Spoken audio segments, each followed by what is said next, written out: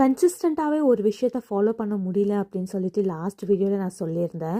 இன்னிலேருந்து நான் ஒரு டிசிஷன் எடுத்திருக்கேன். டெய்லி கன்சிஸ்டண்ட்டாக ஒரு வீடியோ போடணும் அட்லீஸ்ட் ஒரு 30 டேஸ்க்கு. ஏன்னா என்னால் இது முடியாத காரியம்னு எனக்கே தெரியும். அதனால தான் இந்த ஒரு சேலஞ்ச் மாதிரி நானே எடுத்திருக்கேன். ஸோ இந்த ஒரு வீடியோ கொஞ்ச நாள் முன்னாடி நான் என் ஃப்ரெண்டை மீட் பண்ண போகும்போது எடுத்தது. மார்னிங் வந்துட்டு தோசையும் மட்டன் குழம்பும் சாப்பிட்டுட்டு கிளம்பிட்டேன். போயிட்டு கொஞ்சம் வேலையெல்லாம் இருந்துச்சு, அதெல்லாம் முடிச்சுட்டு திண்டுக்கல் தலப்பாக்கட்டிக்கு தான் போயிருந்தோம். இது மாரத்தள்ளி பிரான்ச். அங்கே போயிட்டு ஒரு மட்டன் பிரியாணி வாங்கிட்டு 2 பேரும் ஹாஃப் ஆஃப் எடுத்துக்கிட்டோம், ஷேர் பண்ணிக்கிட்டு.